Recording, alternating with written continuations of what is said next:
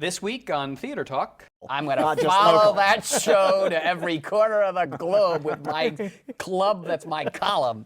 The fact of the matter is... And you'll make it more money. So my question to you is, how much did you invest? Theater Talk is made possible in part by the CUNY TV Foundation.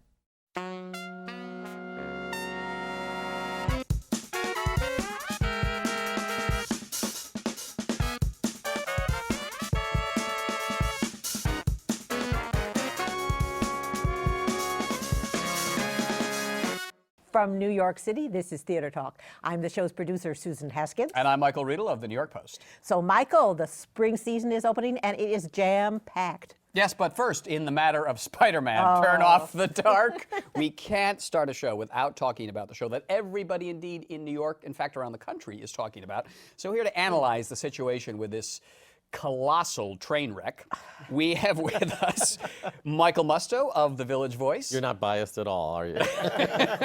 Not a loaded intro. I just want to say to everybody in Spider-Man, break a leg. Cute, cute. We have Julie Taymor's acolyte, Jesse Green of New York Magazine, who wrote this incredible puff piece about Julie Taymor on the eve of this train wreck, Jesse. Your point? Puff piece. That's why she loves me so much? Oh, does she hate you because of that piece? I have no idea. Did you hear from her? No. I'm very hurt. And also in the tank for Taymor for many years, Go get him, Spider-Man. Tiger, Patrick Pacheco from New York One, the LA Times, and the author of the movie Waking Sleeping Beauty. All right, let's destroy Spider-Man while I've got you all here. All right, Jesse, $65 million, now $70 million show, directed by Julie Taymor. You spent a lot of time with Julie Taymor for that New York Magazine piece. Where's she gone wrong? Why is this thing out of control? And it's her fault, is it not? I don't know him. Oh, the leading question. Wow, can I answer the question about cats or something? No, I'm putting you on the spot. You're the only one of us who spent a lot of time with her in rehearsal. What were you picking up on? Okay, because art is difficult. If the real answer to You call Spider-Man art a Well, cartoon musical? It could be. I'm not prejudging. You know, I know that's your business, but my business is to let an artist try to do what they're doing. Maybe it'll fail. Maybe it's terrible. But she's done wonderful stuff in the past, both commercially successful and, you know, artistically successful. And I'm of the mind, let her try, and if need be, let her fail. What's it to me how much it costs? When you were spending all that time with her, with all that access you got, did you have any sense this thing is going to get into the kind of trouble that it's gotten into? Well, the problem was I had a lot of access, but I was on wires 40 feet above her at all times, so I really couldn't tell. It looked like a show that needed a lot of work. Honestly, yes, it did, but that's why they have money. Patrick, I mean, I'm going to lay this at the doorstep of Julie Taymor. I think she's out of control. I think there is no strong producer running this show. I think that's why there have been these injuries. I think she's the type of person who, to quote from your piece in New York Magazine, you had a producer, anonymously, who said she's the most selfish rich kid I've ever met. Her lack of compassion is astounding. Is that what we're up against, one of these mad directors who will just throw those actors into anything? No, I don't think that's what I don't know what we're up against. The thing about it is that I agree with Jesse, you got to give artists time to lay out their vision. Fourth postponement of the opening night. Time. Funny Girl had 5 postponements of openings. It's not unusual to have a postponement. As Jesse said, it's an incredibly difficult show, and technically it's a monster, that's for sure. Is that Julie Taymor's fault? And again, it's $65 million. Are we really worried about rich people losing $65 million of their dollars? I think it was a smart commercial move to delay and postpone until March 15th. Absolutely. Whether the critics come or not, they're not worried about that. The meme out there already is that it's open and the critics have already trashed it. I trashed it on the first preview because it's really lousy. It is inept. Storytelling's inept. First preview. The music is inept. The whole thing is inept. First preview is the operative word there. You got to give people I've gone back to see it, and it got more inept on the second preview. You saw it in the first preview, and you saw it the night after the guy smashed his head, smashed his spine. So that's not really seeing it when they're all relaxed and Michael, you want to jump along. in here? I mean, help me out. These people are totally in the tank for this big gargantuan commercial train wreck. They're basically calling it snuff theater. I know. People are showing up to watch people die, hopefully not on their own heads. The most poignant moment for me was when the woman who got the concussion tweeted, "Let's all pray for the guy who smashed his ribs." They're both out of the show now. Unfortunately, the shoe number is still in there.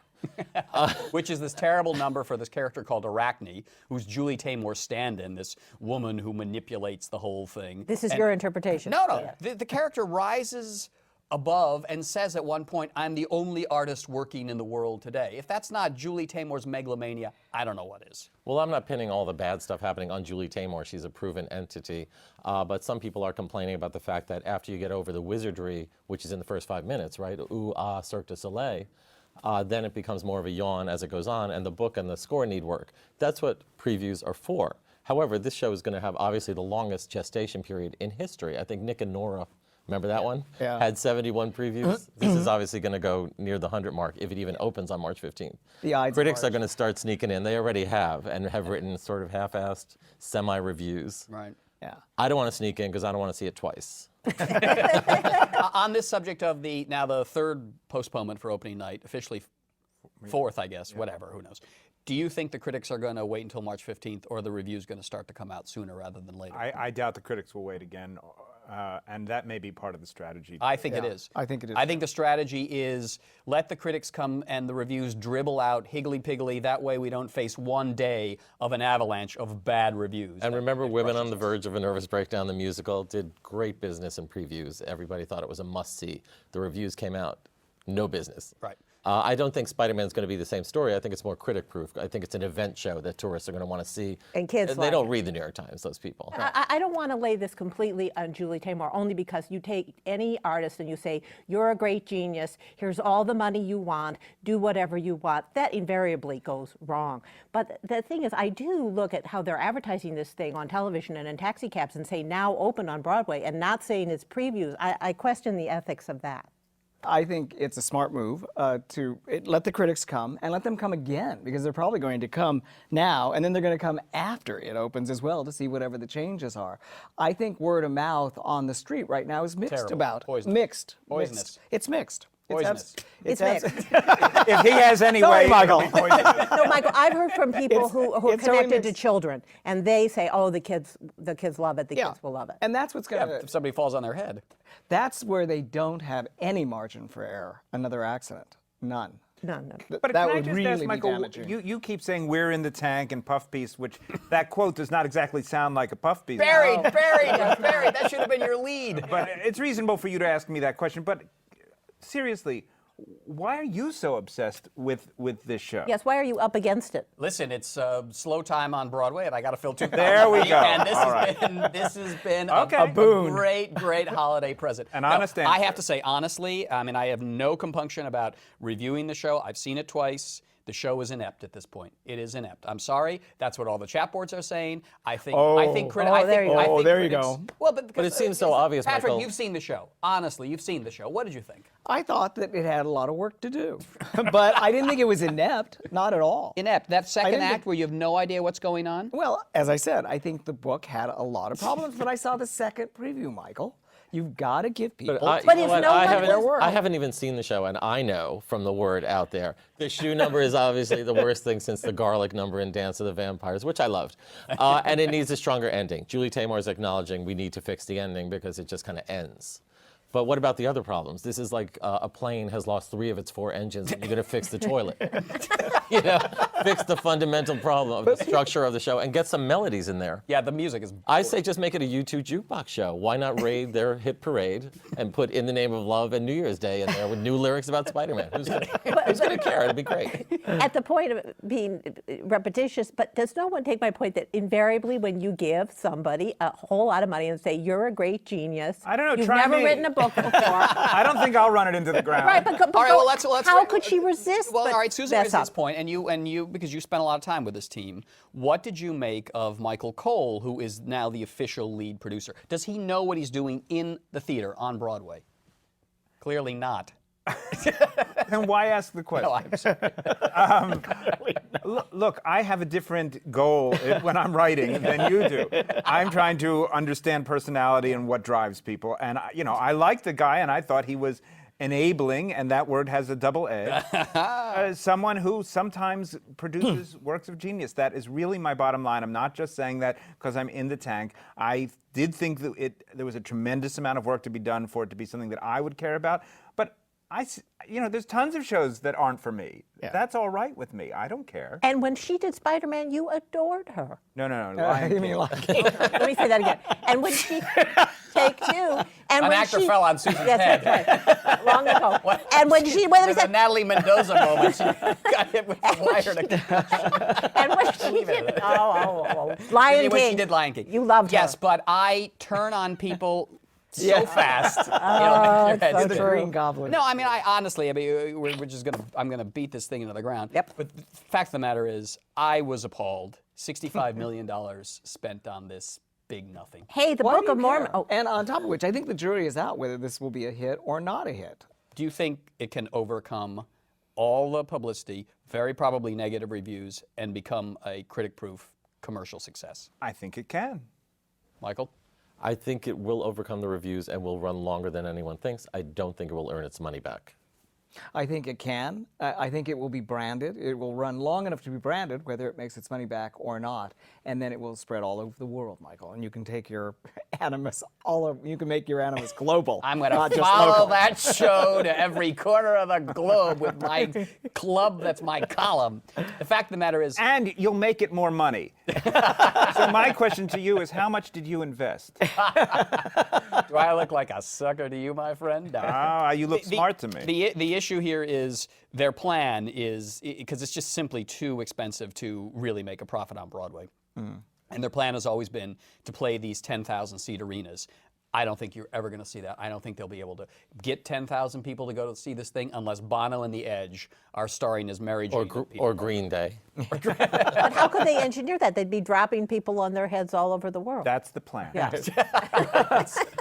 All right, moving right along. Another show that people are beginning to buzz about is the Book of Mormon. Book of Mormon, created by the South Park guys. Now, once again, you have access to it already, or you're about to get a lot of access for a New York Magazine story.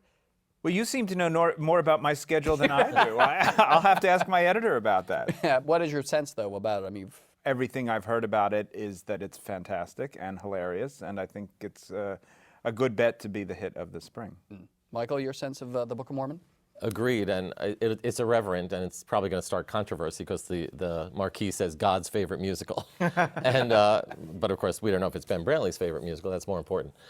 But I like the irreverence. I think it could be the new Spamalot, and definitely the best Mormon musical since Donnie and Marie. How big is the audience for it, though? Do you Well, think? I think that's the difficult question to answer at this point, because it is the dirtiest musical in many ways, right? I mean, it's an old hose barred South Park. Well, it's not as creation. it's not So as you're not gonna out bring- there as South Park itself. But you're not going to bring the kids to it, right? Oh, you'd bring And- your teenagers. I would absolutely bring mine. They'll laugh their asses off. Yeah. There you go. So, will it get the theater-going audience? Will it get an audience that can pay $130 a ticket? I think that's what might be in the balance here for its success. Yeah, it's an interesting question, though. Commercial It's often debated now if can you move beyond that very traditional, middle-age, not-so-hip theater audience and really run that long? Do you still think you still need that core, old-fashioned theater party ladies coming in? No, you don't need that, and if you do, that's running out, as we've said. But there are people, producers are experimenting with other ways to fill the blanks. Look at Rock of Ages. There's that. There's a nostalgia, baby boomer nostalgia Yeah. is one possibility. There's, with American Idiot, they've found a way using the actual Green Day star to revive that show's fortunes immensely. You can't do that with every show, but there has to be something, and it could well be that in this case the TV connection with South Park would be enough to do it. But I think it is going to be somewhat review dependent. You know, a lot of these shows that the critics have proclaimed as being really hit, Michael, in fact, haven't really taken off or caught on. No, and a lot of them are shows that should have stayed off Broadway. And I hate to say that because we're always complaining that Broadway's so safe. It's all revivals, museum pieces, and jukebox shows. I admire I admire the people out there who say, let's take a chance and throw Bloody Andrew Jackson or Scottsboro Boys on Broadway, even though it probably won't make it. Everyone said Andrew Jackson was too dumb and juvenile. I thought it was too smart for the tourist crowd. I mean, it was a musical about, appropriation of rights and history and done in a kind of Harvard pudding club kind of way. You're acting like this is some new phenomenon that's so cutting edge. South Park has been on TV a long time, as long as Green Day has been around. Yeah. So, I mean, I think they can appeal to a crowd outside of the blue-haired matinee ladies who've died anyway. They don't exist. Yeah, yeah. But I think it's the price of the ticket and the irreverence. I think it is cutting edge in terms of how far it pushes. We have a lot of stars. There's, in fact, a pile-up of stars. We have Chris Rock and Mother Bleep Bleep with the hat. Robin Williams and a Bengal tiger at the Baghdad Zoo. Ghetto clown. I don't know what that is. That's John Leguizamo. John Leguizamo in Ghetto Clown. Ben Stiller. Ben Stiller in And Edie Falco. Francis Francis McDormand and Good People. Do we have a potential pileup of stars, and do they cannibalize each other? And Kiefer Sutherland in that championship That's right. season. Well, Do they that would cannibalize be each a other? great show. Pile up of the stars cannibalizing each other. Right? I think you could sell $175 tickets for that. That's right. But I mean, is there an audience big enough to support all of these stars? I haven't seen this many stars in one season ever, really. Yeah, I think when it ever comes to stars, it's do people want to see that star in that show? Is what it often comes down to. So the question mark here is, do people want to see Daniel Radcliffe in How to Succeed in Business Without Really Trying? I think that'll be the litmus test on that score. I think people like Robin Williams and Chris Rock will actually sell out just because it's their respective Broadway debuts. We haven't seen them before on Broadway. It's interesting, though, they're both taking secondary roles. Yeah. But that's a very clever movie star thing to do. It is. So that way you don't carry the play. Right. And if it fails, you Can't don't be blamed. Yeah. And the tiger actually narrates. I did my research. This is for real. And I'm paging Julie Taymor. We need a talking tiger. That won't hurt anybody. This is in the Bengal tiger. At Yes, yes. The Baghdad. But I don't think it's a problem that there are too many stars on Broadway. Let's just enjoy their sense- provenance. What's behind this rush of stars to Broadway? Do you know? Failing careers? Combination of colliding careers with the rising ticket costs and the fact that you need a star to attract people. Yeah, yeah. Also, I'm hearing too in Hollywood that stars aren't getting the quotes that they used to get for the movies, and unless you're in a franchise movie these days, there's not a lot of activity for stars who are aging. And so therefore you take a 97% cut in income to work your ass off. There I go again with the language. For 16 weeks. I think there's more people who love theater. Yes. Yeah. Denzel Washington last year, yeah, all right, you don't make nearly as much money doing a Broadway show, but when you get a huge rave review from the New York Times, it adds something to your career, does it not? Well, I think ego, certainly. If you win a Tony, I don't think that appearing on Broadway necessarily affects your career in film, one way or the other. I think it's a much smaller world. You often say this about your friend Scott Rudin. Who's producing a lot of these plays. Who's producing a lot of the plays. But, I mean, he's a big producer in Hollywood, but he's one of many big producers in Hollywood. Here, his profile is much larger, and I think that applies to stars as well. Yeah, I would say on the subject, smaller pond. I think actually Scott Rudin is a reason why these stars are coming, because they all respect him. They've all worked with him in movies. He's a committed theater man, and he just has the ability to pick up the phone and get these guys to come to do plays. Well, he does have good taste in material. And whether or not they're all going to be hits is one question, but they're pretty much all things that I want to see. What about Jerusalem with Mark Rylance? What's that about? Well, the play is about. It doesn't sound very Broadway, frankly, but then neither did Labette, and look what happened. I think that did win the Olivier. Bomb on Broadway. It's about a British guy who's sort of the town ne'er-do-well who lives in a RV caravan in the woods, and basically everyone hates. Oh, there you go. Well, no, I saw the play in London, and it's a very interesting play. I think it's going to have a struggle here. It's very, very, it's English. It deals with very specifically about the English working class white trash, which is different from America's working class. Do they go to the theater? Unemployed. Is that how they're different? And what he is, he's the town drug dealer, basically. And he's, of course, hated by the bourgeois people in the town, but loved by all the kids in the town. Right. What would be the thinking behind putting money into something like Jerusalem, which sounds intriguing to me, but it doesn't sound like it would sell tickets unless it was a massive snob hit that Ben Brantley loved? Well, Ben Brantley that's did the love reason. it. Now, what about... I'm glad you're up on all the what stuff about- going on. In the theater. No, Brantley loved it, and when, Brantley gave it a rave review in London, and so you have a lot of London producers, There and we is have a rave in room the for Times a are coming. prestige hit now and then. There is. Could Warhorse be a prestige hit? No, Priscilla, Queen of the Desert. Oh, that's Prestige hits. Yeah, that's what they're really hoping for over at Priscilla Queen of the Desert. Prestige hit, 16 weeks. I think This is the biggest drag season, I think, in history. Cherry Jones and Mrs. Warren's. No, no, Harvey Firestein's going into La Cage. Oh, right, yeah. As you say, the chorus of Spider-Man are all drag queens. Brian Bedford. Brian Bedford.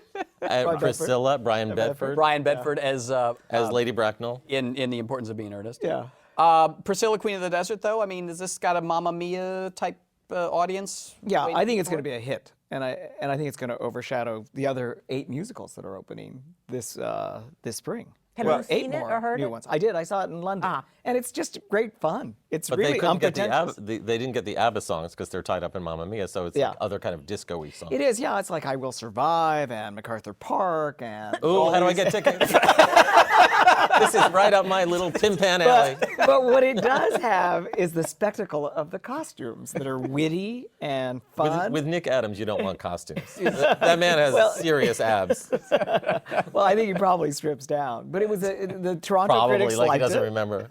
I saw Priscilla, Queen of the Desert in Australia, and I thought it was a big bloated Vegas show. I didn't think it was. Well, it's very not for you, though. Yeah, they're What is quaking for you, in their Michael? boots, Michael. Michael doesn't see anything. They're quaking in their boots. The producers of Priscilla and the producers of Spider-Man are just freaking out. Is there, Jesse? I mean, anything? Well, we touched on some of the plays. I mean, something of quality that is not going to be a tourist-driven show, and without a star that we should be looking for. I think Catch Me If You Can is going to be very good. You saw? Didn't you go out to see it in Seattle? Sure, if you say so.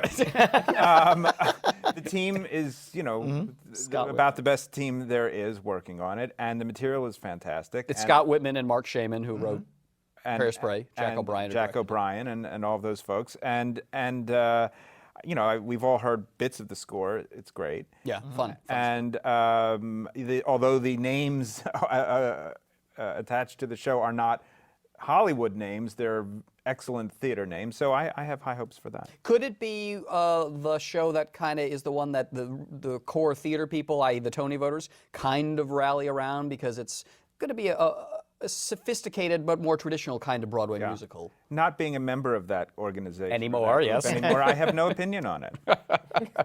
Youth, what's your take on Catch Me?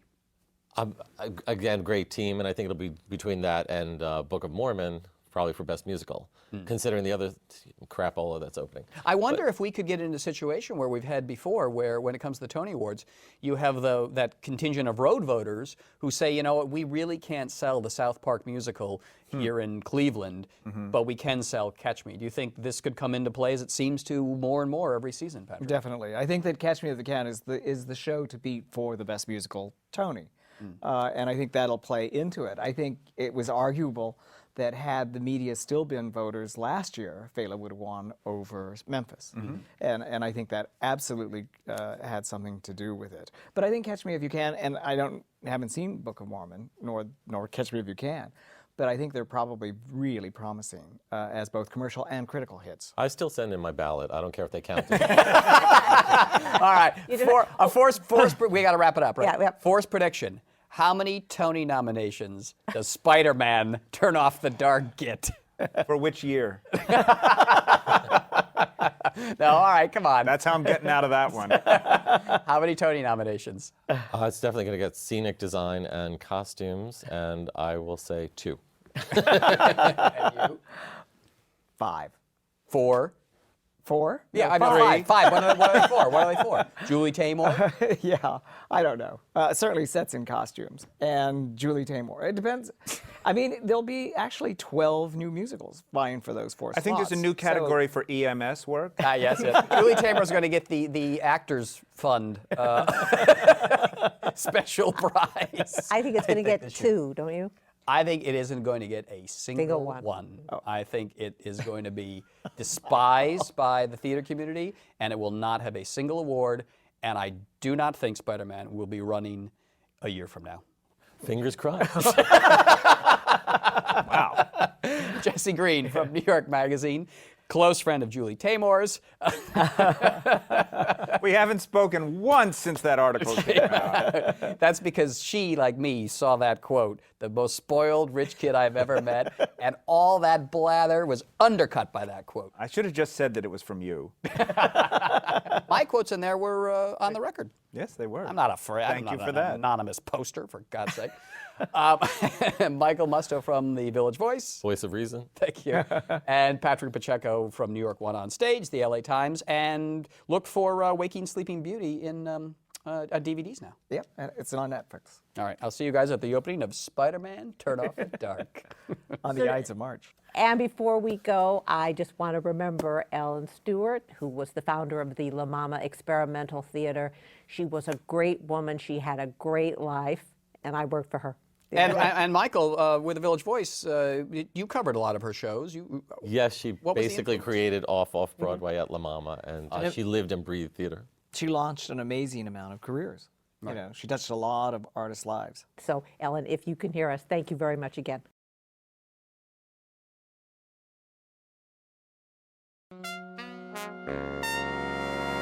Our thanks to the Friends of Theater Talk for their significant contribution to this production. Theater Talk is made possible in part by the Frederick Lowe Foundation, the Eleanor Naylor Dana Charitable Trust, the Alan S. Gordon Foundation, the Corey and Bob Donnelly Charitable Fund, Carrie J. Fries, the Dorothy Strelson Foundation, the New York City Department of Cultural Affairs, and the New York State Council on the Arts, a state agency.